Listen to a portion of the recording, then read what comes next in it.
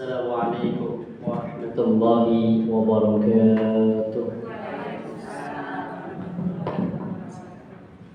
Innal hamdalillah nahmaduhu wa nasta'inuhu wa nastaghfiruh wa na'udzu billahi min shururi anfusina wa min sayyiati a'malina. May yahdihillahu fala mudilla lahu wa may yudlil fala hadiya lahu. Asyhadu an la ilaha illallah wahdahu la syarika lahu وأشهد أن محمدا عبده ورسوله لا نبي ولا رسول بعده اللهم صل وسلم وبارك وكلم على نبينا محمد وعلى آله وأصحابه ومن تبعهم بإحسان إلى يوم الدين أما بعد قال الله تعالى في القرآن العزيز أعوذ بالله من الشيطان الرجيم يا أيها الذين آمنوا اتقوا الله حق تقاته ولا تموتن إلا وأنتم مسلمون. Alhamdulillah Rabbil Alamin.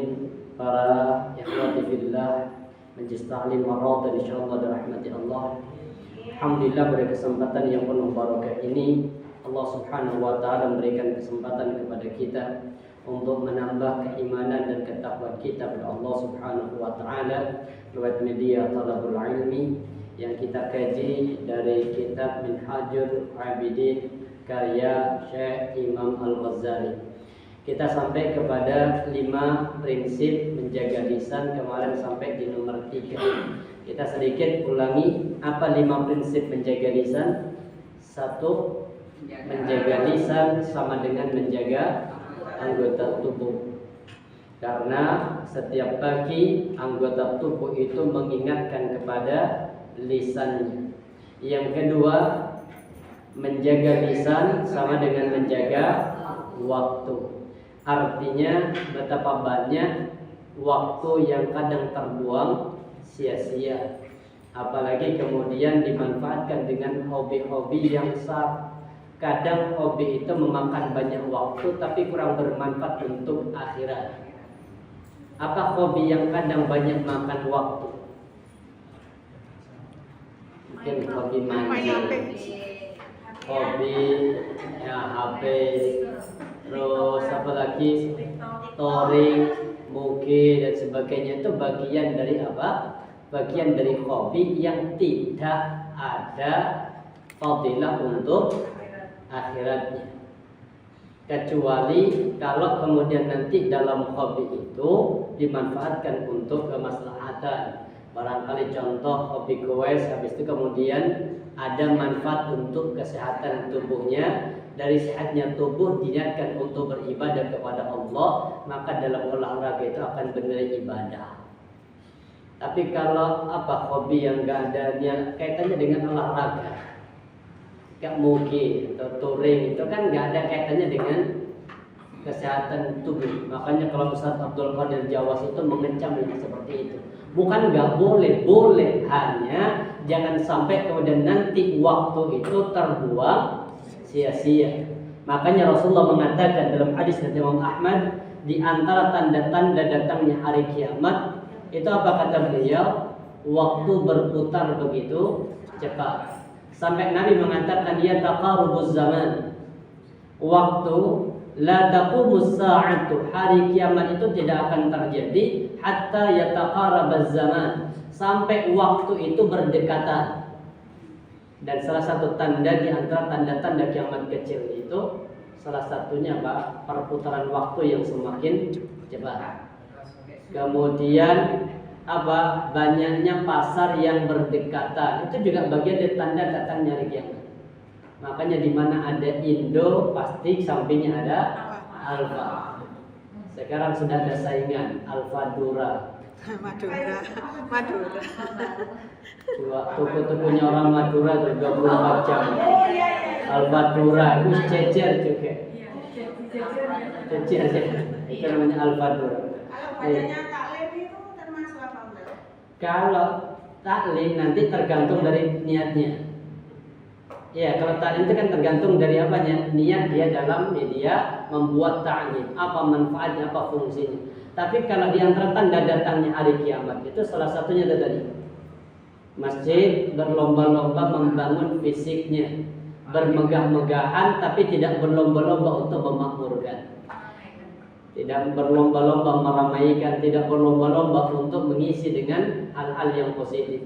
Maka salah satunya yataqarrabuz zaman. Kalau kata Nabi, hari kiamat akan terjadi setelah waktu berjalan begitu cepat sampai dekatnya waktu. Kalau kata Rasulullah apa? Fatakuna sanatu kasyahri. Saking cepatnya perputaran waktu, maka satu hari itu seperti satu bulan. Jadi dengan merasakan kalau punya kreditan itu tambah lebih cepat perputaran waktu, benar. Karena kan terkejar seolah kemudian apa numpuk terkejar. Ada teman murid itu kemudian kredit motor, ya Allah, kadang-kadang suka ada apa namanya baju dijual. Karena memang perputaran waktu salah satu cepat. Rasa Nabi sendiri bilang apa? 1 tahun seperti 1 bulan. Wa yakuna sa'ru kal jum'ah. 1 bulan itu seperti 1 pekan. Wa takunal jum'atu kal yaum. 1 pekan itu perputarannya hanya seperti 1 hari. Wa yakunal yaumu kas-sa'ah. 1 hari itu seperti 1 jam. Wa takuna sa'atu kahtiraqis safa'ah. Sedangkan 1 jam itu hanya seperti 1 lambayan daun kurma. Daun kurma kena apa namanya angin, ya lambat. Jadi perputaran waktu yang begitu cepat. Apakah kemudian waktunya yang Allah putar begitu cepat? Tidak. Apa yang kemudian maksud dari taqarrubuz zaman? Itu salah satunya Allah hilangkan keberkahan dalam waktu. Makanya kita akan merasakan waktu itu begitu lama, waktu itu begitu perputarnya begitu lambat ketika sedang berbarokah di dalam waktu itu. Ya, jadi dengan sholat, terasa sholat itu begitu lama walaupun hanya berapa menit? 2 menit. Salat duhur contoh. Salat duhur 5 menit itu sudah terasa apa? Lama. Kenapa? Karena waktu di momentum itu berbarokah. Tapi kalau pas lagi main HP, kadang nggak terasa lihat YouTube, 1 jam, astagfirullah, sudah 1 jam. Jadi ternyata benar yang dihilangkan itu keberkahan dari waktu itu. Kemudian mulai terasa waktu itu begitu lama perputarannya ketika kita ada target 1 jam ingin ngaji Quran. Setengah jam itu sudah mulai apa?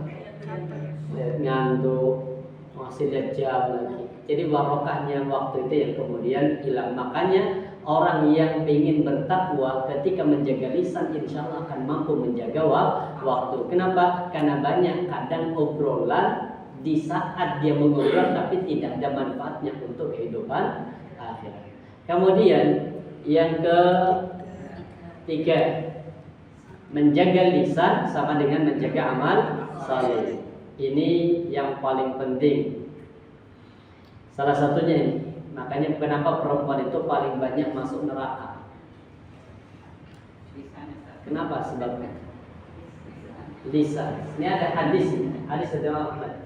Innamal mu'mina laisa bil li'an atau bil la'an. Orang mukmin itu adalah orang yang tidak senang melaknat. Yang kedua, walal ta'an, yang tidak senang mencela, walal fahish, dan tidak senang berkata fahish, fahsya, fahisha, berkata kotor, walal badi'i, dan juga tidak senang berkata yang badi, kotor, jijik atau keji. Baik. Ada satu hadis Rasulullah mengatakan begini, ini khusus untuk perempuan. Apa kata Rasulullah? Ya ma'syaran nisa, wahai para perempuan. Kata Rasulullah apa?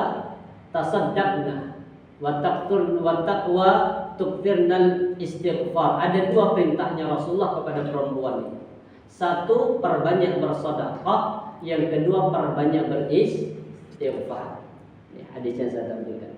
Kenapa? Kata Rasulullah, fa inni ra'aitukunna aktsara ahlin nar. Karena aku, kata Nabi, mendapati kebanyakan di antara kalian adalah penghuni neraka. Jadi kebanyakan penghuni neraka itu dari kalangan mama.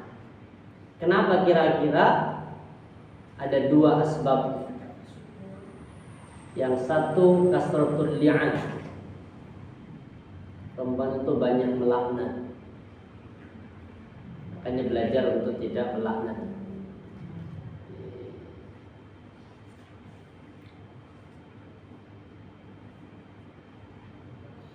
Hadisnya. Oh, enggak ada ya.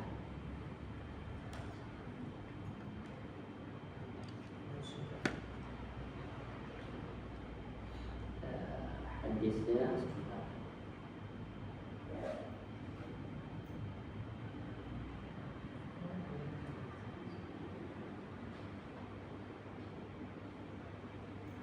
Ini khusus untuk perempuan. Ini kata Nabi, ya ma'syaran nisa, wahai para perempuan, tasaddaqna, perbanyaklah kalian bersedekah, waqtinal istighfar, dan perbanyak kalian memperbanyak istighfar. Kenapa ya Rasul? Fa inni ra'aitukun akthar ahlin nar. Karena aku, kata Nabi, melihat kebanyakan penduduk neraka itu dari bangsa wanita atau bangsa perempuan. Faqalat imratun min unna jazlatun. Ada seorang wanita yang cerdas bertanya kepada Nabi. Pertanyaannya begini, wa ma lana ya Rasulullah akthar ahlin nar. Kenapa ya Rasul bagi kami, artinya bagi para perempuan, kok kebanyakan menjadi penghuni neraka? Apa jawaban dia? Qala, ada dua asbabnya. Ini pertama, tuqtirnal li'an. Perempuan itu banyak melaknat. Jadi yang senang melaknat itu biasanya perempuan.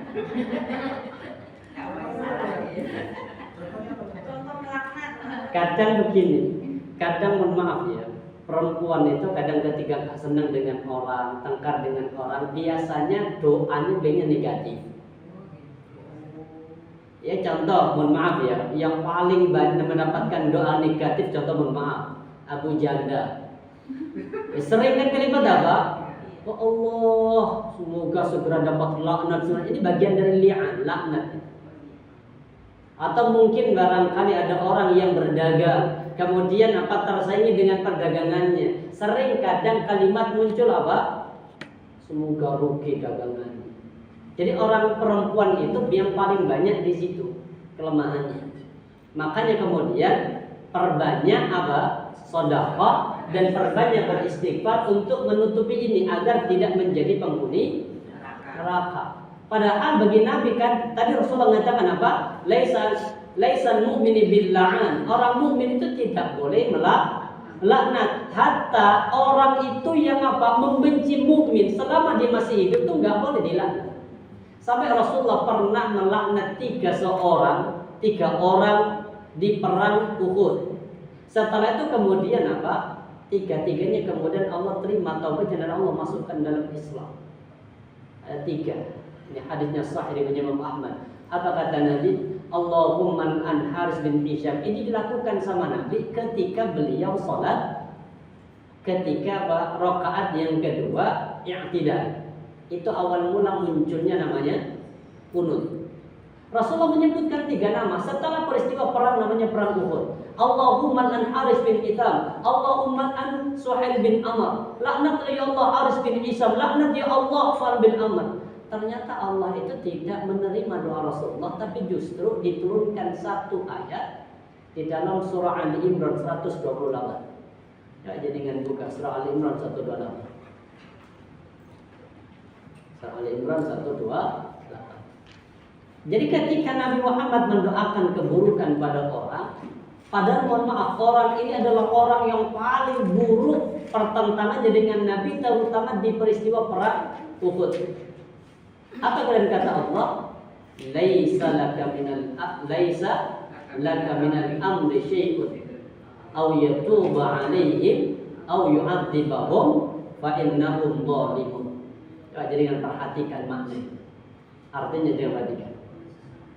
Bukan urusanmu Muhammad tentang orang ya, artinya orang ini masih hidup. Bukan urusanmu Muhammad, orang ini kalau masih hidup, apakah dia Allah akan menerima taubat mereka ataukah Allah akan mengadab mereka. Jadi padahal Nabi minta apa? Laknatlah mereka 3 orang itu.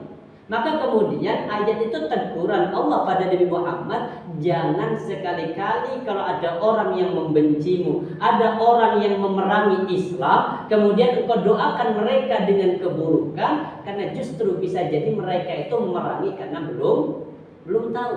Akhirnya sejak turun ayat itu, maka Rasulullah kemudian meninggalkan kunut. Kata meninggalkan itulah kemudian dalam pandangan 4 mazhab ulama itu terjadi perbedaan. Kata Imam Asy-Syafi'i, beliau itu bukan meninggalkan kunutnya, bukan meninggalkan doanya, tapi meninggalkan doa buruk dengan kata Allahumma andali, maka Nabi mengganti dengan Allahumma hdini. Kalau tadi kan laknatlah, kemudian diganti dengan Allahumma hdini, ya Allah berikanlah hidayah, petunjuk. Makanya Imam Syafi'i mengatakan kunut subuh itu masih tetap sunnah. Kemudian Imam Abu Hanifah memahami kata Nabi menghentikan, berhenti doanya, itu artinya Nabi menghentikan doa buruk dan doa baik dalam sholat ketika terkait dengan masalah orang lain. Kan Nabi bukan bacaan doa ya. Kalau yang disunnahkan doa apa? Ketika selesai sebelum salam apa doa disunahkan? Nah itu kan, itu perintahnya Nabi tegas. Apa kata Rasulullah? Idza faragha ahadukum minat tasyahhudil akhir. Apabila kalian, kata Nabi, selesai dari bacaan tasyahud akhir, jadi perintahnya di tasyahud akhir. Apa? Falyata'awwadz billah min arba'in. Mintalah dan perlindungan kepada Allah dari 4 perkara. Pertama, min azabi jahannam, wa min adzabil qabri, wa min fitnatil mahya wal mamati, wa min syarri fitnatil masih dajjal. Itu perlindungan diperintahkan. Tapi doa ini Allahumma an itu akhirnya dibaca khusus sama Nabi dalam salat. Ditinggalkan, kata Imam Abu Hanifah, Rasulullah meninggalkan itu artinya menghentikan. Maka kata beliau kunut subuh itu bid'ah. Ada imam tengah, jadi pertengahan, enggak bid'ah, enggak sunnah. Ini Imam Ahmad. Apa? Dikembalikan kepada peristiwa Nabi Muhammad itu kunut karena ada peristiwa namanya perang Uhud yang saat itu kaum muslimin mengalami kekalahan dan ada 3 tokoh itu yang paling berani perlawanannya. Makanya didoakan, berarti Nabi itu berdoa karena ada peristiwa. Maka ini yang dipakai Imam Ahmad. Kalau tidak ada peristiwa nggak usah kunut subuh. Kalau ada peristiwa ada namanya kunut yang disebut dengan nazilah. Seperti sekarang kan banyak mulai kunut untuk saudara kita di Palestina. Jadi perempuan itu kenapa harus banyak sedekah? Karena banyak al-li'an, melaknat. Kadang mohon maaf ucapannya itu kadang enggak baik. Allah ada esok bermakal. Jadi kata-kata ini kan bagian dari apa? Doa. Ustaz, yang di sodakonya, sodako kan uangnya siapa kalau nggak kerja? Ah, ini belum sampai ke situ. Ini sabar. Ini wanita boleh sedekah tanpa seizin suami. Wanita sedekah wajib seizin suami. Belum sampai ke situ. Kemudian kenapa perintahnya tasaddaqnya bukan anfiq? Perintahnya sedekah. Sedekah itu artinya tidak harus berupa materi, tapi bisa jadi berupa apa? Non materi. Apa non materi? Salah satunya kalimatun thayyibah shadaqah. Artinya daripada melaknat lebih baik laknatnya diganti dengan kalimat thayyibah. Jadi astagfirullah, alhamdulillah. Nabi yang paling senang itu 2, subhanallah bihamdi sama astagfirullah wa atubu ilaih. Itu yang paling senang Rasulullah menjelang wafat beliau setelah turun surah An-Nazr. Jadi kalimat di sini tasaddaqnya tidak harus sedekah. Apa kok sedekah kok elok? Mari laknat orang. Enggak. Kalimatnya itu laknat di sini jenengan tutupi ganti dengan apa? Zikir agar bernilai sedekah. Yang satu bernilai ancaman neraka dengan lisan yang sama, yang satu bernilai sedekah, bahkan kemudian akan menjadi tanaman-tanaman nanti di surga. Makanya tumbuhan-tumbuhan di surga itu tumbuh dari apa? Amal. dari nikir. Makanya Rasulullah mengatakan apa? Laqitu Ibrahim lailati asrabi. Aku ketemu dengan Nabi Ibrahim pada malam Isra.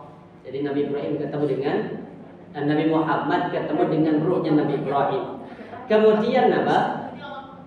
Ketika sudah ketemu, apa kata Nabi Ibrahim? Ya Muhammad, aqri minni ummataka assalam. Sampaikan salam dariku kepada umat. Kata Nabi Ibrahim. Wa akhbirhum annal jannata thayyibatu turba. Sampaikan bahwa surga itu tanahnya harum. Tanah harum itu tanah surga. Jangankan tanah surga, tanah dunia aja harum. Apa bukti tanah dunia itu harum? Suratnya sering diambungi. Kan punya apa namanya? Apa surat tanah? Sertifikat. Kalau kosong di kosong. Kenapa harum? Harum buah. Kemudian yang kedua apa? Azmatul ma, kata Nabi Ibrahim, sudah tanahnya harum, airnya seger. Wa inna haqi'an, dan tanahnya lapang. Ibaratnya itu surga itu Allah membuka kaplingnya. Makanya harus DP, daftar DP, kemudian mulai dibangun sejak DP. Itu perintahnya tegas. Makanya Allah katakan apa? Innallaha ashtara minal mu'minina bi amwalihim wa anfusihim bi anna lahumul jannah. Sesungguhnya Allah itu menukar, Allah membeli bagi orang-orang yang beriman. Apa yang orang mukmin itu jual? Yang dibeli oleh Allah apa? Pertama harta, yang kedua bi anfus, jiwa. Apa kemudian balasan Allah Pak? Allah beli dengan apa? Jannah, surga. Ibaratnya Allah itu membeli diri kita dengan dua perkara, dibeli dengan harta dan dibeli dengan anfus. Makanya kemudian surga itu mulai dibangun sudah di situ dengan harta kita dan dengan anfus. Yang terakhir apa kemudian? Wa inna ghirasaha, kata Nabi, dan tanaman-tanaman surga itu tumbuh dengan apa? Subhanallah walhamdulillah wa la ilaha illallah wallahu akbar. Jadi dengan baca ini Bunda, itu tumbuh satu pohon di surga. Difahami, ada yang mengatakan tumbuh satu pohon kurma nanti di surga. Bayangkan kalau per hari bisa sampai 100 kali dia membaca kalimat ini, maka nanti rumah-rumah jaringan di dalam surga itu akan punya taman-taman yang indah, yang semuanya itu adalah berisi buah-buahan. Karena nikmat surga itu biasanya digambarkan dengan apa? Buah-buahan. Rizqan lakum. Jadi perempuan itu perbanyak sedekah, artinya kurangi laknat, tambahin sedekah. Yang kedua, kenapa kemudian banyak masuk neraka? Selain banyak laknat, apa yang kedua? Wa takfurnal ashira. Apa takfurnal ashir? Mengingkari kebaikan suami.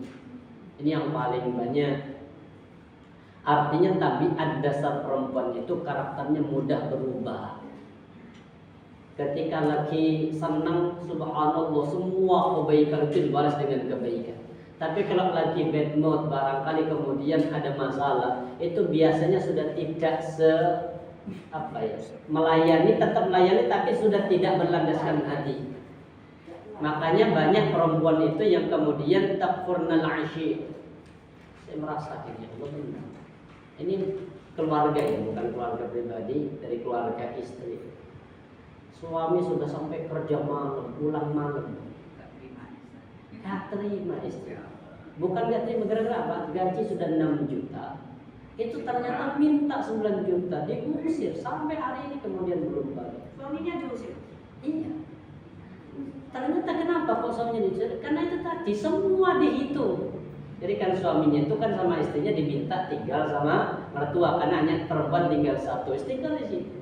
Ternyata Pak, makannya dihitung. Nasi habis berapa sehari, kerupuk habis berapa, dikalkulasi dalam 1 bulan, sama biaya sekolah anak habis 9 juta. Sedangkan dia hanya ngasih mampu 6 juta. Itu pun sudah apa? Dibela-belanya dengan lembur. Karena kalau gaji UMR Malang kan mebel 3 lebih kan. Ini harus lembur. Sampai hari ini saya merasa, ya Allah, setega itukah? Apakah benar kemudian karakter perempuan itu seperti itu. Bukan. Karakter dasarnya. Karakter dasar perempuan seperti itu. Sekarang jenengan bisa ngomong begitu karena tahu. Karena tahu ilmu. Artinya merubah, bukan ini kita yang belajar untuk merubah, memperbaiki itu. Akhirnya ada yang ridho, wis mas seberapapun. Terus harusnya gimana? Kalau memang kebutuhan hidup 9 juta, harusnya kan apa yang dikurangi? Contoh, wis anak sekolahnya gak usah di tempat yang mahal, standar saja. Berarti kan harus dikurangi nih, bukan suaminya yang sampai kemudian akhirnya apa? Imbasnya ke orang tua dia. Jadi orang tuanya dia, si laki ini apa? Wis tiap kadang tanah sudah dijual, bawa ke sana. Nanti ente nuntut gitu lagi, kemudian apa? Pohon dijual ke situ. Ternyata banyak yang memanfaatkan perkara itu. Watakunal asyir, bayangkan berangkat sebelum subuh, kadang pulang malam, tapi kemudian tidak ada nilainya di mata dia. Inilah yang menjadi asbab banyak perempuan kemudian masuk ke dalam neraka.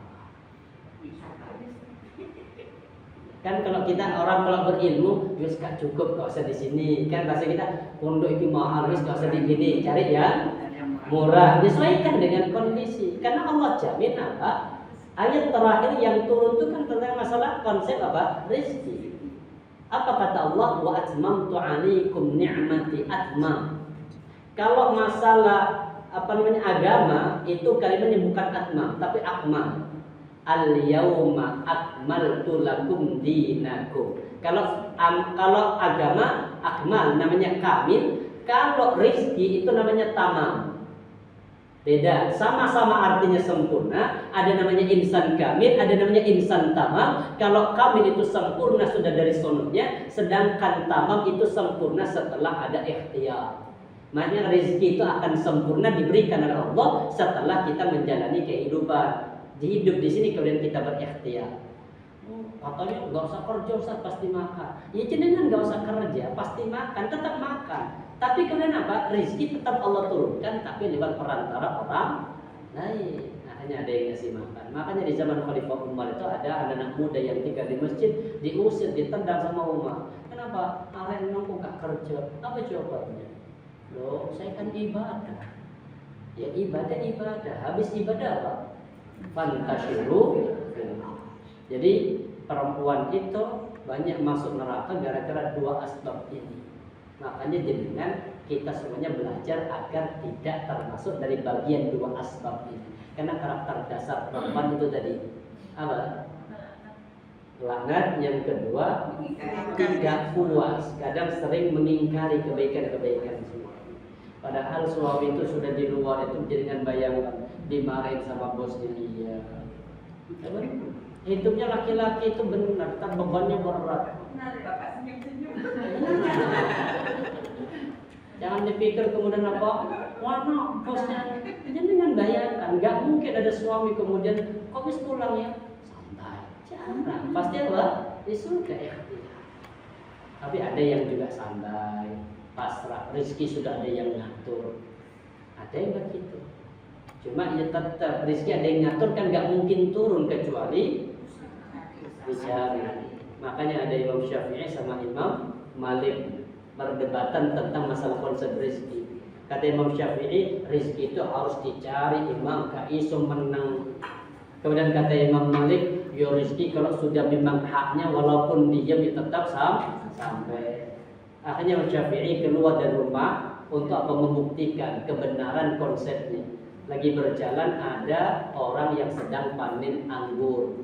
Akhirnya bantu TKI. Akhirnya anggur ini senang. Kenapa? Karena ingin membuktikan kalau saya nggak bantu nggak mungkin dikasih.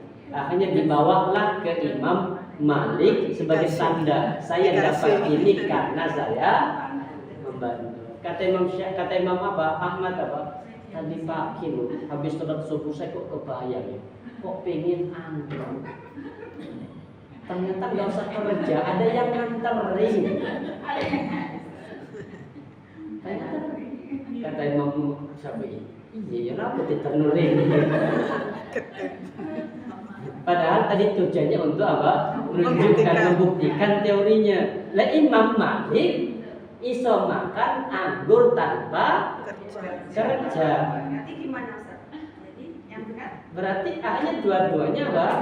Dua-duanya benar. Artinya tema itu bisa jadi kita kerja di sini ternyata mohon maaf rezekinya turunnya nggak lewat itu.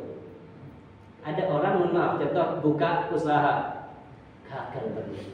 Oh gak cocok, mungkin ganti usaha yang lain. Jadi artinya dua-duanya rezeki pasti akan tetap turun tapi melalui sebuah usaha. Baik. Jadi ini perempuan. Kemudian ini juga tabiat perempuan yang perlu diperbaiki dengan lisannya ini.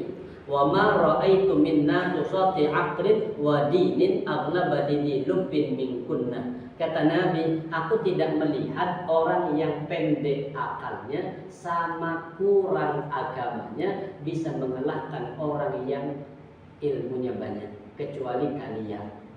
Artinya perempuan itu bisa mengalahkan orang yang pintar. Nah, kenapa perempuan dikatakan akalnya pendek? Kenapa pendek akalnya? Nah, ditanya, ini tadi mama yang cerdas tanya lagi, amma nuksanul akal. Ya kok bisa ya Rasul, perempuan itu kok akalnya pendek? Nuksan itu nakis artinya kurang. Akal itu akal, kurang akal.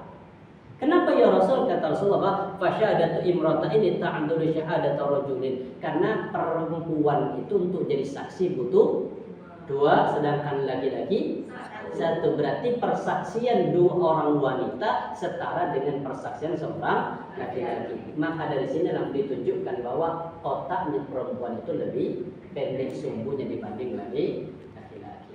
Tapi bisa mengalahkan orang pintar, ya ini perempuan. Kalau sudah debat dengan peran pokok ini sudah. Kalau saya kena dalil pokok sudah, gak usah dilayani. Nah, benar. Mama gak pernah kalah. Makanya jadi kan perhatikan mama zaman milenial sekarang. Wis sepuh-sepuh gitu, kemudian ikut apa? Kamu ya, tulisannya dituliskan ganja. Ada Pak Anies daftar ke KPU. Pak Anies, I love you. Bikin mama tiba, ya suruh dukung ganja. Yang dilihat Pak Anies sedang orasi di sebelahnya, mama itu lali pakai ganja. Oh, sikilah mama. Jadi padahal dia dibayar di situ untuk mengantarkan Ganjar daftar KPU. Ternyata Pak Anies belum pulang. Ternyata dia yang lihat di itu. Mama akhirnya I love you Pak Anies teriak-teriak. Dikuyu, kenapa? Saya dikikung iki sopo. Akhirnya guyon ini warganet apa? Cinta memang nggak bisa cinta memang buta itu.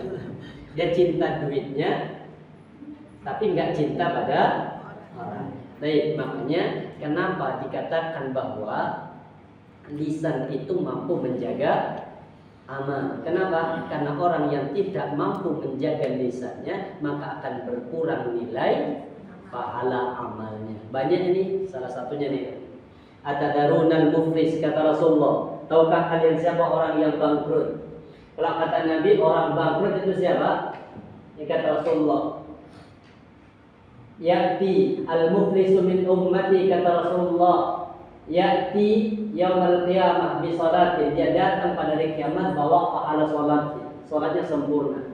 Wa siyamin, pahala puasanya. Wa zakatin, pahala zakatnya. Tapi di sisi yang lain dari 3 pahala, salat, zakat, puasa, dia punya satu kebiasaan buruk. Apa itu?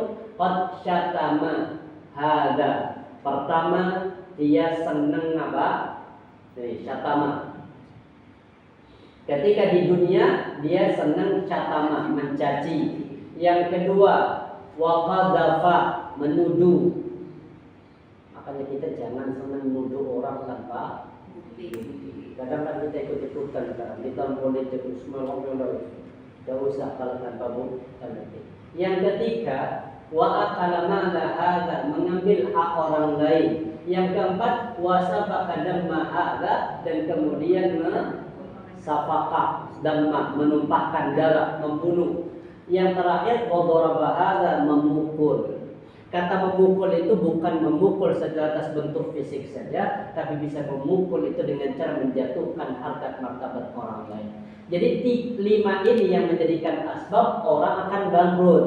Padahal pahala puasanya bagus, pahala zakatnya bagus, pahala sholatnya bagus, tapi di sisi yang lain ada 5 dosa yang dibawa menghadap Allah. Maka kemudian apa? Ya, kemudian fayuqta hadza min hasanati, maka diambil dari kebaikan-kebaikannya. Wa hadza min hasanati, dan ini dari kebaikan. Fa in faniyat, apabila dosa itu sudah habis, kebaikan sudah habis, qabla ayyuqda ma'ali, sebelum orang-orang yang didolimi itu masih ada, maka apa?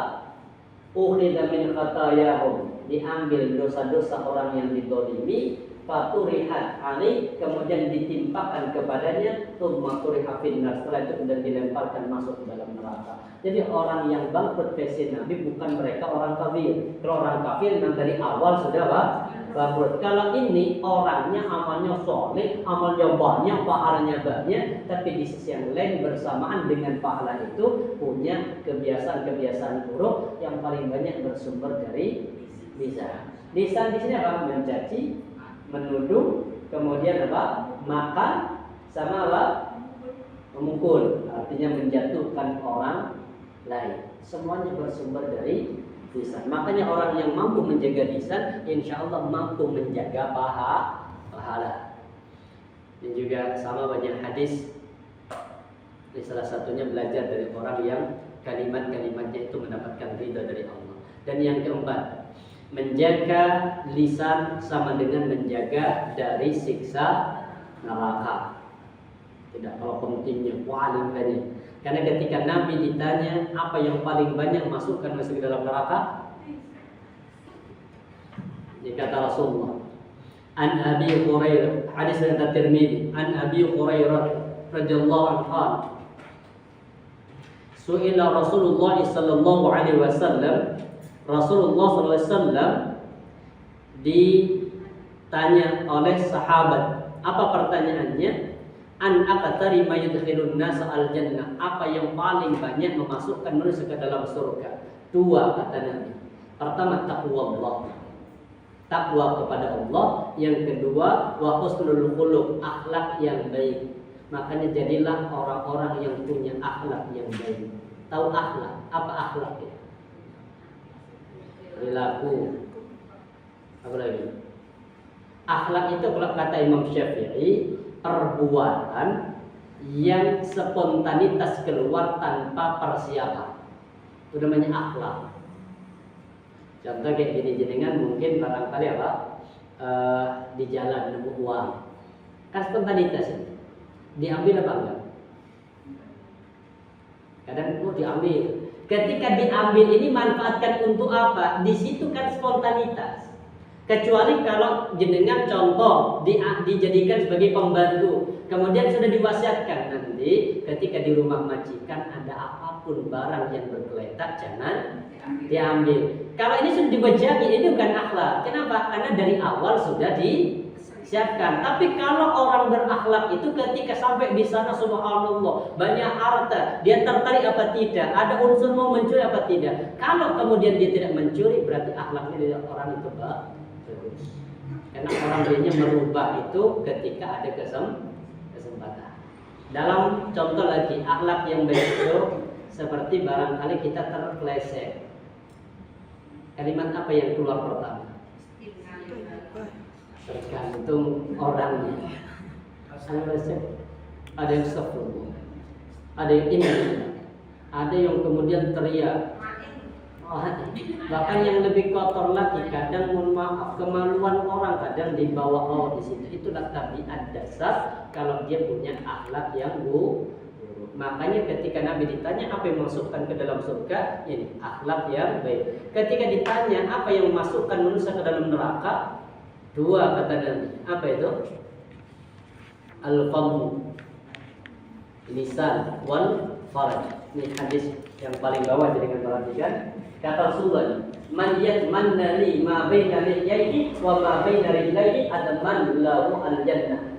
Hadis dari Bukhari. Kata Rasulullah, barang siapa yang berjanji memberikan jaminan kepadaku ma baina lihyaihi, yang terletak di antara 2 jenggotnya. 2 jenggot itu maksudnya jenggot sama kumis. Berarti mulut. Kata Nabi begini, siapa di antara kalian yang memberikan jaminan kepadaku mampu menjaga di antara dua jenggot ini, dan yang kedua ma baina rijlaihi, di antara kedua kaki. Apa kedua kaki? Kemaluan. Jadi siapa yang mampu memberikan janji kepada Nabi tidak akan atau berjanji untuk menjaga dua ini, lisan sama kemaluannya, adman lahu al jannah, aku kata Rasulullah apa? Berikan jaminan kepadanya akan masuk dalam surga. Berarti yang mampu menjaga dua ini, asalkan ingat ya, jangan hanya mingkem tok sama menjaga ini kemudian gak sholat kata Rasulullah. Tetap artinya jaga dulu yang wajib. Setelah jaga yang wajib, maka hilangkan perkara-perkara yang akan menghilangkan pahala yang wajib. Apa pahala yang wajib akan terkurang? Salah satunya tadi, sebabnya lisan sama kemaluan. Makanya nanti orang itu akan masuk ke dalam neraka juga gara-gara apa? Lisannya. Ini banyak hadis. Ustaz, Ya. kalau dijaga lisannya, tapi dalam hatinya bahasa Jawanya misu. Nah, dalam hatinya mengucapkan cuma terguma dalam hati. Pertama begini, kalau urusan hati Allah yang tahu. Tapi kalau sudah dilafadzkan, tercatat di hadapan malaikat. Makanya Allah katakan di surah Qaf ayat yang ke-18, wa ma yalfidhu min qawlin illa ladaihi raqibun atid, dan tidaklah ada ucapan yang keluar dari lisan seseorang illa ladaihi raqibun atid, kecuali di situ ada raqib sama atid. Jadi kalau sudah terlontar itu dicatat, kalau enggak dilontarkan Allah yang tahu. Makanya nanti yang dijaga setelah lisan ini nanti hati. Nanti akan dibahas babnya tentang menjaga hati dan bagaimana prinsip dalam menjaga hati. Jadi artinya kalau sudah diucapkan sudah tercatat, keburukan ataupun kebaikan sudah tercatat. Tapi kalau belum, malaikat tidak mencatat ini, tapi nanti Allah yang tahu. Ketika di padang mahsyar, makanya nanti kan ada 3 orang ini yang akan menjadi bahan bakarnya api neraka. Ternyata 3-tiganya orang saleh. Pertama mati syahid. Yang kedua orang yang hafidz Quran, qori, pintar, bagus. Yang keempat orang yang dermawan. Ini dalam pandangan manusia, dohirnya dicatat sama malaikat kebaikan semua ini. Mati syahid ya Rabb. Kemudian ini apa? Ahli qiraah ya Rabb. Yang ini dicatat semua sama malaikat. Kenapa? Karena dohirnya baik. Tapi ternyata ketika ditanya oleh Allah apa? Ternyata salah nih. Makanya para jamaah rahmati Allah, ada seorang sahabat ini panjang hadisnya, ada di dalam kitab hadis Arba'in. Ini tentang pertanyaannya Mu'adz bin Jabal kepada Nabi, bagaimana amalan agar masuk dalam surga. Dijawab oleh Rasul. Mu'adz bin Jabal begini pertanyaannya, ya Rasulullah, akhbirni bi'amalin yudkhiluni al-jannah wa yub'aduni 'anil nar. Ya Rasul, beritahukan kepadaku amalan yang mengantarkan aku ke dalam surga dan menjauhkan aku dari api neraka. Dijelaskan sama Nabi, pertama ta'budullah wa la tusyrik bihi syai'a. Artinya untuk masuk surga ibadah. Yang kedua apa? Wa tuqimus shalah, dirikan salat. Yang ketiga wa tu'tiyaz zakat, tegakkan zakat. Yang keempat wa tasumu ramadan, puasa Ramadan. Wa tahujjul bait man istata'a ilaihi sabila. Artinya kata Nabi untuk masuk surga penuhi 5 rukun Islam. Sudah, setelah terpenuhi kemudian apa? Kata Rasulullah, tambahkan. Ala ukhbirukum, mau aku tunjukkan kepadamu, kata Rasulullah, tentang apa? Penambahan dari perkara yang wajib. Kenapa? Karena yang wajib belum tentu sempurna. Maka ditambahkan, apa tambahkan itu? Pertama kata Rasulullah, was-saumu junnah. Puasa itu adalah tameng, artinya tambahkan dengan puasa sunnah. Yang kedua apa? Was-sadaqah tudfi'ul khati'ah. Sedangkan sedekah itu menghapus al-khati'ah, kesalahan, kama tudfi'un nar al-hatab, sebagaimana api itu memakan kayu bakar. Jadi orang yang banyak sedekah itu pahala-pahalanya bertambah, dosa-dosanya berkurang. Karena setiap kali dia sedekah itu mengurangi dosa. Makanya habis ngomong jelek sedekah. Nanti ngomong jelek lagi sedekah. Ya istighfar. Baik, kemudian apalagi sebentar, ini masih hadisnya yang sama. Habis ini kita kemudian habis puasa sedekah, apalagi tambahannya wasalatul lail, wasalatu fi jawfil lail, dan salat di sepertiga malam. Tatajafa junubuhum 'anil madaji'i. Ini amalan tambahan. Kemudian apa kata Rasulullah? Mau aku tunjukkan kepada kalian dari semua pokok ini. Ala ukhbirukum bima la dzalika kulli. Mau aku tunjukkan kepada kalian kata Rasulullah tentang kunci semua perkara itu. Jadi perkara apa tadi? Rukun Islam. Kemudian amal-amal saleh. Mau aku tunjukkan semua kuncinya itu dia apa? Kata Rasulullah, qultu. Pada saat ini Mu'adz bin Jabal mengatakan bala, tentu ya Nabi Allah. Qala fa'adhi lisan. Kata Nabi, semua kebaikanmu itu akan bernilai bagi hadapan Allah kalau kuncinya dicakal. Apa kuncinya ya Rasul? Cangkemmu. Jadi apa? Lisan. Jadi kasar. Kenapa? Karena ini yang menjadikan ini apa? Yang menjadikan semua nilai itu kemudian hilang gara-gara apa? Lambenya itu, lambe turah itu. Maka ini yang harus kita jaga. Kenapa? Percuma orangnya saleh, percuma orangnya baik, percuma orangnya bagus, hablum minallahnya bagus, tapi kemudian sering nyakiti orang lain dengan lisannya, sering ngata-ngatain orang lain dengan lisannya. Makanya dari Nabi kuffahada sampai begini Nabi. Kuffahada, apa kuffah itu? Kafir. Bukan kuffah. Kafah itu artinya ini. Bahasa kita itu cangkram. Kuffahada, kuncio ini. Ya. Jadi kunci. Faqala, ditanya, apa kuffah alaika hada? Kata Nabi, kunci jaga ini. Apa ini? Ditunjukkan langsung ke arah lisan. Kemudian faqultu ya Nabi Allah. Apa kata Mu'adz? Ya Nabi Allah, wa inna lamu'akhaduna bima natakallamu. Kata Mu'adz, ya Rasulullah, apakah ada orang yang disiksa gara-gara ucapanmu ya Rasul? Tegas Nabi mengatakan, lihat, faqala taqilatka ummuka ya Mu'adz. Kalau bahasa kita ya, celakalah ibumu wahai Mu'adz. Artinya celakalah engkau buat ibumu sebagai jaminan. Maksudnya apa? Ini maksudnya keterangan ini benar-benar disuruh jaga. Makanya sampai bahannya menggunakan taqilat ka ummuka ya Mu'adz. Wa hal yakubun nasu fin nari ala wujuhim aw ala manakirin ila aqsa'idati. Bukankah kau perhatikan? Adakah yang menjadikan orang yang menyungkurkan mukanya atau yang menyungkurkan hidungnya di dalam neraka selain ucapan lisan mereka? Artinya betapa banyak orang yang terjerumus masuk ke dalam neraka gara-gara lisan. Makanya orang yang menjaga lisan tadi akan mampu menjaga dirinya apa? Dari neraka. Jelas? Ya, ngomong apa tadi? Ya. Tadi kan ada yang harus jaga antara lisan dan antara dua kaki.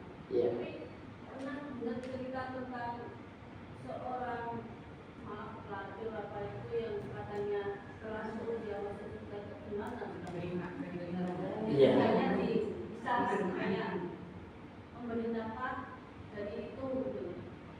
Ya, baik. Itu bukan cerita, itu hadis. Itu hadis sahih.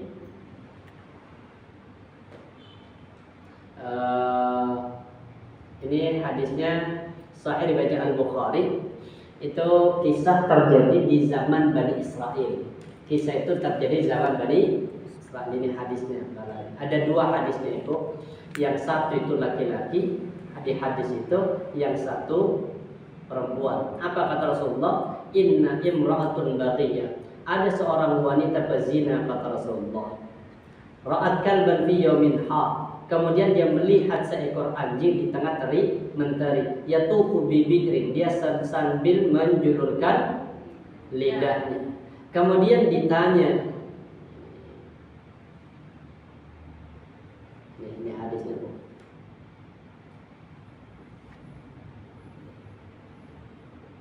Yang pertama laki-laki, yang kedua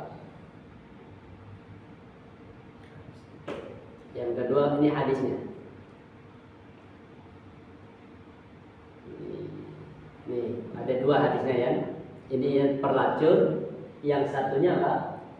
Laki-laki. Kita tampilkan sedikit yang laki-laki.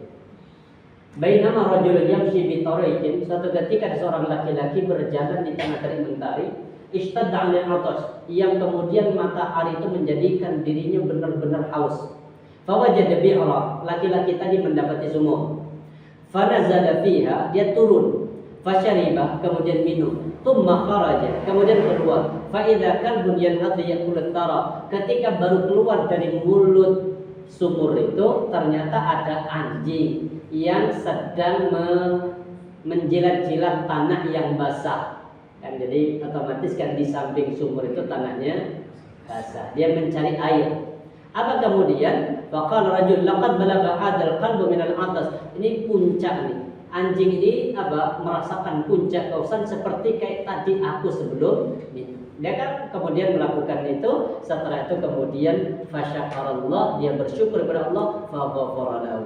Sedangkan yang dimaksud ibu di hadisnya, an Abi Hurairah radhiyallahu anhu, qad ghufira li imratin mumisah, seorang wanita pezina ghufira diampuni, marad bi kalbin ala ra'si raqiyyin, dia melewati seekor anjing yang sedang yalhatu, menjulur-julurkan lidahnya di pinggir sungai. Karena kada yaqtuluhu al-'atas, hampir-hampir hausnya telah membunuhnya. Kalau bahasa kita itu dehidrasi ya. Jadi kayak lemas, tadi. Kemudian fanaza'at khuffaha, dibukalah sepatunya.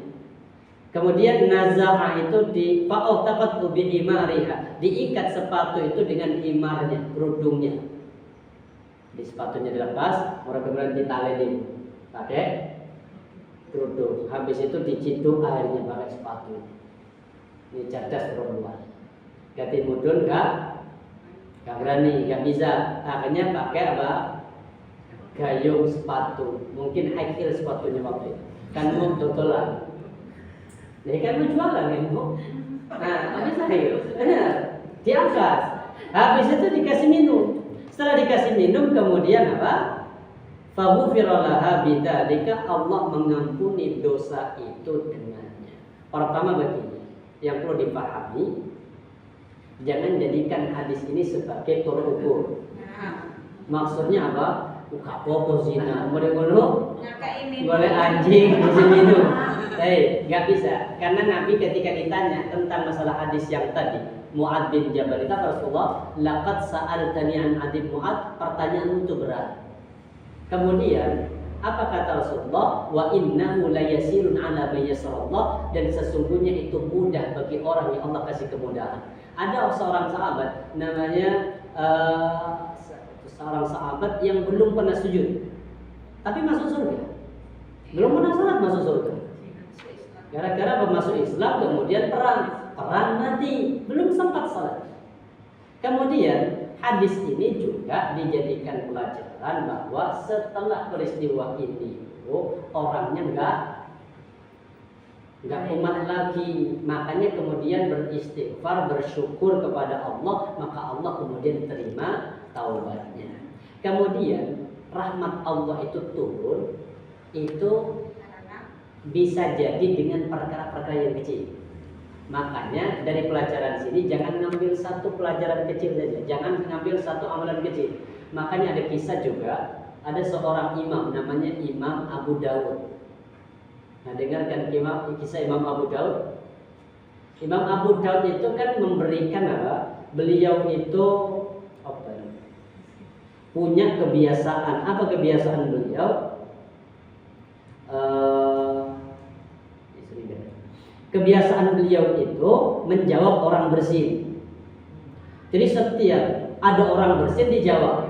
Padahal Imam Abu Daud itu periwayat hadis. Kemudian puncaknya ini kisah dikisahkan sama Al-Hafidz Ibnu Hajar Al-Asqalani. Apa kata beliau? Di saat sedang berada di atas perahu mendengar orang bersin, tapi yang bersin bukan di perahu, di pinggir. Dia datang ke pemilik perahu, bisa nggak kembali sebentar? Ngapain imam? Saya mendengar orang bersin di samping, saya ingin menjawab. Apa kata pemilik perahunya? Boleh, tapi nambah ongkos. Takdiran bidirhamin, kurang lebih 1 dirham. Kata beliau nggak masalah. Sudah, tambah ongkos. Turun, ketika turun mengucapkan yarhamukallah. Kemudian apa? Yahdikumullah. Selesai itu kemudian naik. Semua ahlus safinah atau semua orang yang ada di perahu itu mikir, ya Allah, nuai kok sampai balik. Ditanya, ya imam, 5 atas ada, kenapa kau lakukan ini? Jawabannya singkat. Apa kata beliau? La'allahu al-atis kana mujibud dakwah. Siapa tahu orang yang bersin itu punya senjata doa. Maksudnya siapa tahu orang yang bersin tadi doanya mustajabah. Benar tuh, kenyataan. Hari itu semua orang yang di Anusafina itu malam itu kan sampai malam masih tidur semua, terdengar percakapan 2 malaikat di langit bahwa ini loh Imam Abu Daud membeli surga dengan 1 dirham. Gara-gara apa? Mengorbankan uang 1 dirham untuk mendapatkan balasan doa. Kenapa kok nggak balas di perahu? Kalau balas di perahu kan nggak didengar sama yang bersin, nggak dapat balasan apa? Allah. Makanya kalau tetangga jadinya bersin, datangi yarhamukallah. Nunggu yahdikumullah. Pulang bu. Jawab orangnya nggak tahu. Enggak mungkin. Mungkin Ustaz. Muslim ini muslim. Iya Ustaz, hafal. Lah jadi tadi, jawabannya lu gak hafal tak? Gak hafal, jadi kan ngajari. Kemudian sudah pulang sampai di depan rumah, balik bersin mana? Balik lagi. Dan ini keterangannya Umar bin Khattab, artinya gini. Bisa jadi perbuatan kecil nih. Kata marridho fi ta'atin, bisa jadi Allah itu menyembunyikan keridhoannya di antara ketaatan-ketaatan yang dia lakukan. Jadi tadi seorang wanita itu mampu berbuat baik dengan apa? Anjing, pas bersama dengan itu Allah turunkan rahmat, Allah ampuni dosanya kemudian masuk ke dalam surga. Tapi itu bukan dijadikan sebagai sandaran untuk apa? Masuk surga harus Kasih minum. Ada yang hadis yang lain, ada orang masuk surga gara-gara apa? Menyingkirkan ranting di jalan. Kalau kemudian itu dipakai oleh orang, maka yang masuk surga pertama itu petugas kebersihan. Ini kan bicara. Kalau pemulung kan ngambil ini nyatu. Ini ranting yang mengganggu orang mukmin. Itu ternyata masuk dalam surga. Ini ada hadisnya.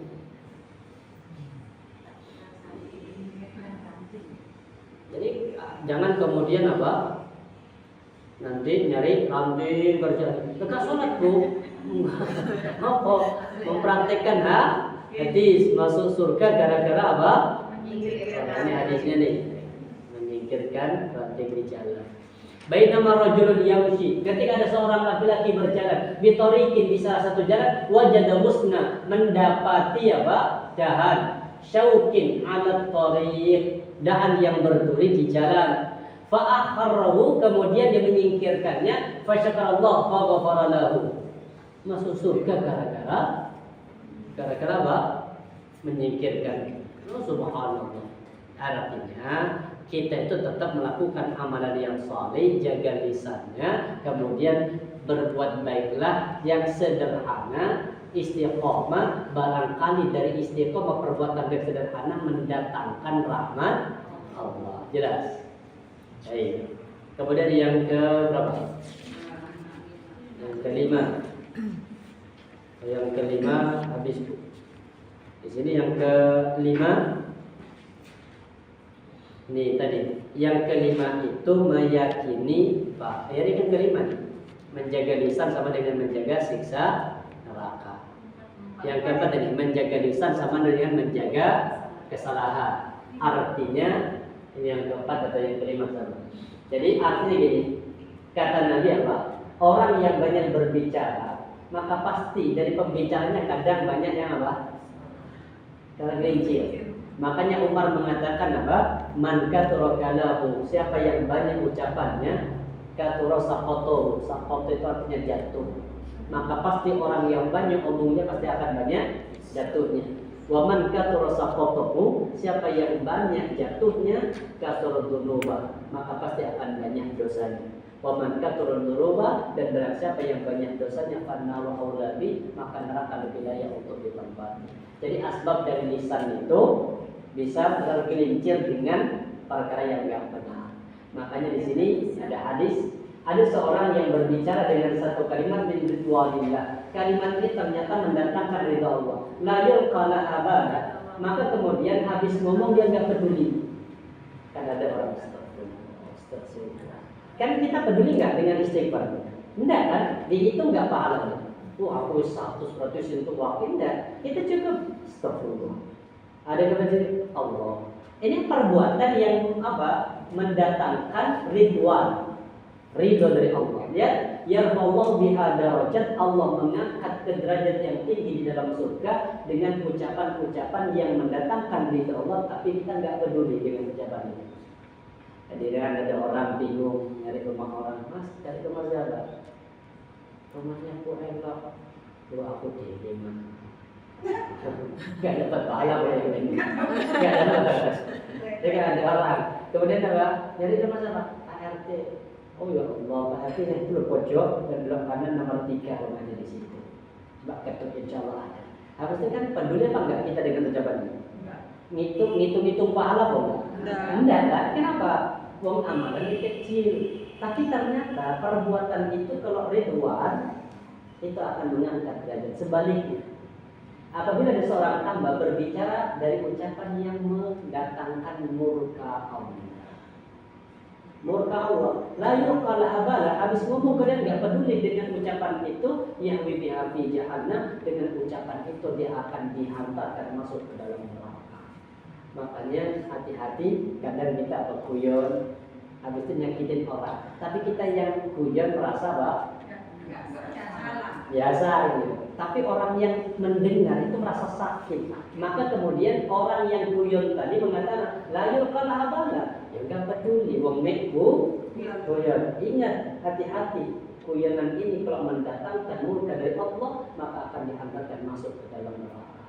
Makanya jangan sering guyon, terutama guyon yang terkait dengan masalah agama ataupun guyon dalam hal menjatuhkan harkat martabat orang lain. Kenapa? Karena ini juga menunjukkan menjaga lisan sama dengan menjaga kesabaran. Baik. Kemudian kita masuk bab selanjutnya. Menjaga apa? Menjaga hati. Yang akan kita bahas, menjaga hati. Yang bawah kitab ada di halaman 142. Menjaga lisan, sudah kita bahas lanjutannya dengan menjaga hati.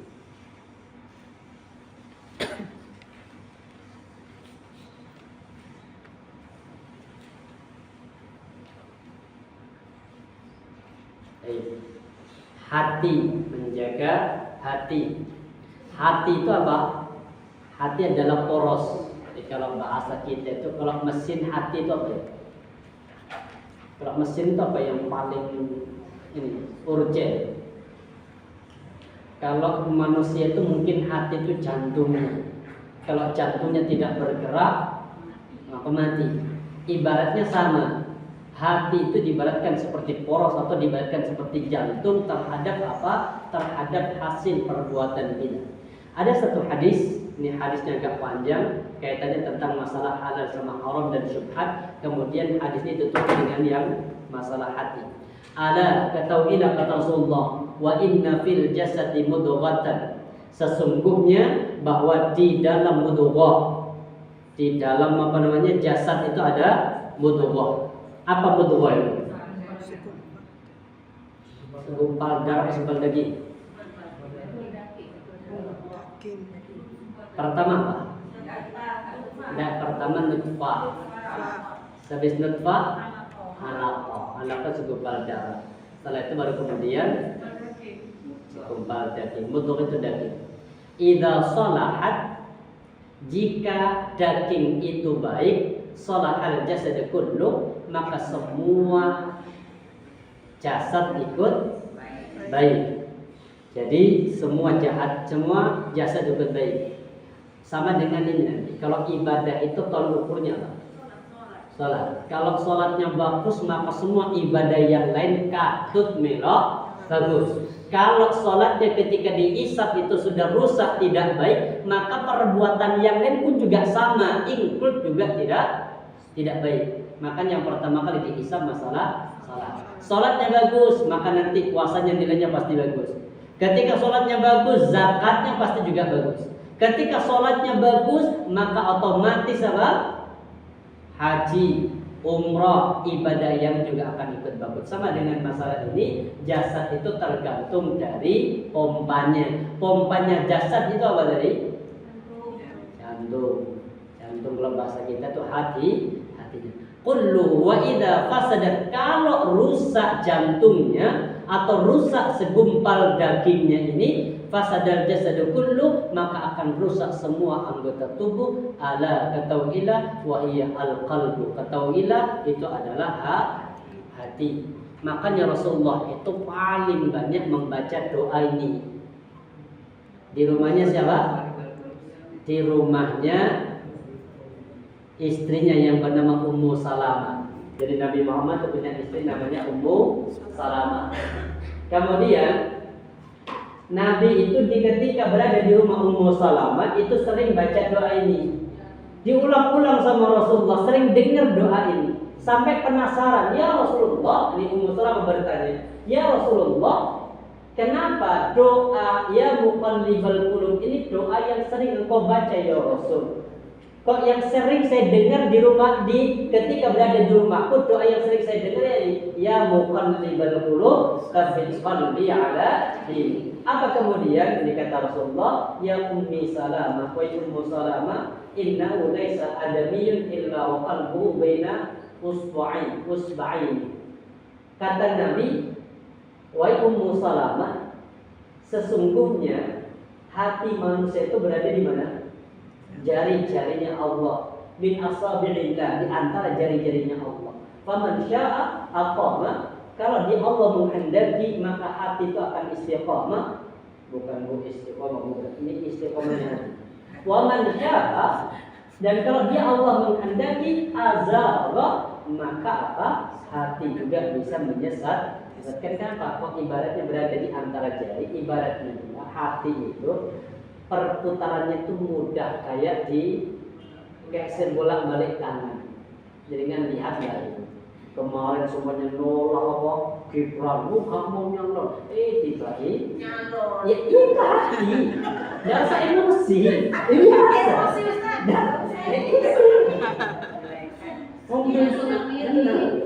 di awalnya Pak 2019 saya nggak tertarik dengan politik. Saya mau jualan, saya fokus ke situ. Ternyata 2020 atau 2021 Mei itu masih nggak mau, Oktober mau. Tidak usah marah ke saya. Ini saja. Kenapa? Ya ini hati itu bolak-balikan. Makanya artinya diibaratkan apa? Diibaratkan jari-jari. Maksudnya mudah membolak. Kan kalau orang Islam, yo gak semudah Kembalikan. Kembalikan dalam tangan. Lu hamil nih contoh. Lihat, hati itu lebih mudah daripada itu. Makanya kemudian 2023 si Oka lebih ewes. Jadi hati. Jadi jangan sama ke saya. Saya nggak ada. Artinya pribadi kita nggak muakal itu. Manusiawi ya. Artinya apa? Orang kok pelin-pelan itu. Dan hati. Siapa yang kita sekarang, oh iya Ustadz belum dapat ini, coba kemudian di Ustadz mau nggak dukung dia, nanti kalau menang jadi apa namanya menteri agama, ya Bismillah, ya.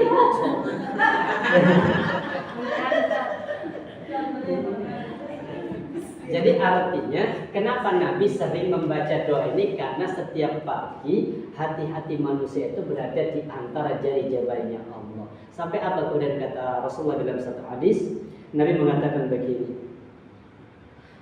ya badiru bil a'mal, kata Nabi, percepatlah, bersegeralah, berlomba-lombalah kalian dalam melakukan amal saleh. Fitanan, sebelum datang fitnah. Kaqita'an lailil mudlim, fitnah itu seperti kaqita'in lailil mudlim, kayak malam yang menutupi siang. Kan contoh, kita nggak terasa. Aku wis petang. Jadi kan nggak pernah berasa. Kenapa kok nggak pernah berasa? Karena barangkali apa? Contoh petang tinggal nyalain, baru akan terasa kalau kemudian apa benar-benar gelap ketika kita nyalakan ternyata lampu mati baru kerosok kan. Tapi kalau nggak gelap dimatiin nanti terang matikan. Ini fitnah itu ternyata masuk dalam kehidupan manusia itu gak kerosok. Tiba-tiba fitnah yang awalnya ikhlas kepada Allah, tiba-tiba ada yang memuji. Oh subhanallah ibu jenengan itu begini. Mulai kan awalnya ikhlas, tapi gak kerosok orang-orang.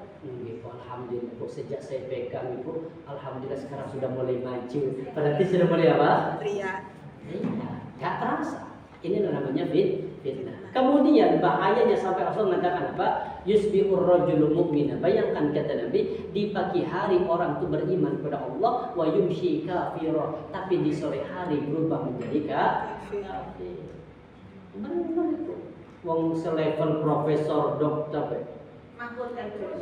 Yusri Sumaindra awalnya apa menolak, ya mari menjago, bahkan saya siap untuk menjadi apa?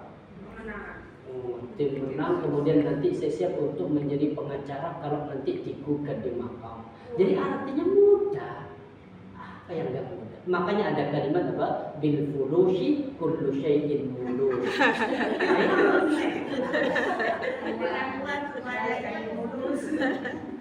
Pernah tes SIM motor? Pernah Ustaz. Lulus. Nggak lulus. 10 kali. Gak lulus kan? Iya. Baik. Ternyata apa? Lulusnya dengan apa? Lulus. Makanya bil fulushi kullu syai'in mulus. Dari yang membantu Ustaz. Tapi kita nggak lulus sih kalau nggak. 3 kali lulus. 10 kali Bu En. Tergantung ininya. Tergantung orang jadi dia. Oh, lepo elok 10 kali gak apa-apa. Ngapa? Duwe wake enggak apa-apa. Kalau lulus dong. Tidak, anak saya nggak mau bayar. Iya, iya. Ditelantai sampai 10 kali. Sekarang yang angsa hilang. Sekarang kan sudah hilang. Katanya 10 bukan ini. Artinya begini. Artinya gini para jamaah rahmat Allah, hati itu ya poros. Cuma porosnya ini yang sulit untuk apa?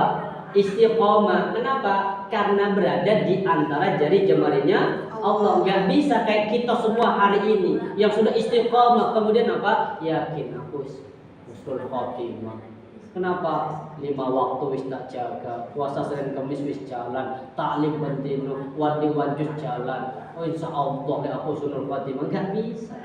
Kenapa? Karena Allah yang menentukan itu. Selevel Nabi saja itu menganjurkan baca itu ya muqallibal qulub tsabbit qalbi ala dinik. Baik. Kemudian salah satu juga di antara tanda orang yang beriman, tanda orang yang beriman itu apanya? Dilihat dari hati. Ayat surah Al-Anfal yang kedua yang dengan hafal ya. Innamal mu'minuna alladzina idza dzukirallah. Sesungguhnya orang-orang mukmin itu yang dikatakan beriman itu siapa? Idza dzukirallah, ketika disebut nama Allah wajilat qulubuhum, hati-hati mereka bergetar. Makanya para pemimpin itu kalau memang benar-benar beriman kepada Allah, ketika disumpah di atasnya Al-Quran menggunakan kalimat asyhadu an la ilaha illallah, itu pasti akan bergetar hati mereka, takut kalau nanti dan dalam mengemban amanahnya tidak mampu untuk berbuat lagi. Makanya Umar bin Khattab ketika sudah dibaiat, habis itu dia menyampaikan sambutan pertamanya, beliau mengatakan apa? Aku akan berdiri tegak sebagaimana Rasulullah berdiri tegak di atas dinul Islam. Maka kalau nanti ada yang bengkok, tongkatnya, maka akan kami luruskan dengan tongkat ataupun dengan pedang. Tapi kalian kalau aku yang bengkok, maka tolong kalian yang meluruskan. Itu ada yang bengkok itu diluruskan. Kenapa? Karena hati itu punya contoh. Makanya kalau dia beriman, wajilat qulubuhum, hati-hatinya mesti apa? Makanya kalau ada orang marah disuruh ngapain? Duduk. Istighfar. atau minimal nyebut nama Allah dulu. Istighfar kemudian masih suruh ganti posisi. Yang awalnya berdiri suruh duduk, falling down dulu. Setelah duduk masih emosi, wudu. Artinya orang beriman itu kan hatinya emosi, maka ketika ingat kepada Allah, maka insya Allah emosinya itu akan meredah. Wa idza tut'alim ayatu, dan apabila dibacakan atas mereka ayat-ayat Allah, zadatum imana, maka bertambah terhadap mereka apa? Keimanan. Inilah hati. Kemudian banyak ayat dan orang yang gagal dalam hati, rusaknya hati itu juga menjadi asbab ke neraka. Di surah Al-A'raf ayat yang ke-179. Jadi dengan hafal ayat ini kan ada 3 sebab orang akan masuk ke dalam neraka. Apa itu? 3 sebab itu apa? 1. Lahum qulubun la yafqahuna biha, mereka punya hati tapi hatinya mati. Makanya yang pertama kali berfungsi dalam kehidupan manusia itu pendengaran. Yang pertama kali berfungsi masuknya hidayah itu telinga. Jadi yang pertama kali berfungsi, makanya Allah katakan apa? Wa ja'alakumus sam'a. Habis sama apa? Wal absar, baru wal af'idah. Itu yang berfungsi dalam kehidupan manusia. Tapi kalau Allah ingin menjadikan orang itu kemudian kafir atau ingin menjadikan orang itu menjadi orang yang tidak baik, yang pertama kali ditutup oleh Allah itu hati. Makanya di dalam Al-Baqarah itu orang kafir khatamallahu ala qulubihim. Kenapa kok hatinya duluan yang ditutup? Kenapa kok enggak urutannya tadi? Kan urutannya apa? Telinga, mata, hati. Ini yang berfungsi ya. Kenapa kok yang pertama kali kalau tidak berfungsi kok yang langsung ke hati? Karena kalau hati sudah mati, mata melihat, telinga mendengar, tidak akan pernah sedikit pun tergoyahkan. Contoh kayak gini, ada orang bermaksiat, kemudian sampai terjadi di Indonesia ada namanya tsunami. Yang dicari apanya? Mas. Sebabnya. Ya kan contoh ada mungkin apa gempa. Yang dicari apanya? Sebab. Kenapa terjadi gempa? Ada ruangan yang bergerak. Kalau di zaman Rasulullah ketika terjadi gempa, itu langsung tanya Umar bin Khattab, di zaman itu terjadi gempa, langsung naik ke atas mimbar tanya, wahai semua sahabat-sahabatku, dosa apa yang kalian lakukan sehingga bumi ini tidak ridho dengan perbuatan dosa itu? Artinya orang kalau beriman itu ketika ada satu musibah maka dikaitkan dengan sebabnya kesalahan. Jadi jadikan contoh naik motor tiba-tiba kemudian apa? Kempes. Jangan dicari sebabnya. Bagi orang beriman mengatakan ya Allah, dosa apa yang saya lakukan ya Allah sehingga Engkau menjadikan ban jadi kempes untuk menghapus dosa itu. Itu bagi orang beriman. Kalau kita kan nyari jadi kalau begitu berarti dia nggak sadar kalau melakukan dosa. Padahal setiap ada musibah itu bisa jadi Allah sedang menghapus, mengurangi dosa karena ada dosa yang nempel di situ, Allah kurangi dengan perantara itu. Jadi kalau nanti ada orang yang apa? Orang yang ingin sama Allah dijadikan suul khatimah, yang ditutup pertama kali itu apa dia? Hati. Insyaallah. Lain waktu kita lanjut. Bagaimana cara 5 prinsip dalam memperbaiki. Kalau kemarin kan menjaga. Nanti 5 prinsip dalam memperbaiki hati yang dosa. Insyaallah pertemuan berikutnya yang akan kita bahas. Subhanallah bihamdika, asyhadu an la ilaha illa anta, astaghfiruka wa atubu ilaik. Assalamualaikum warahmatullahi wabarakatuh.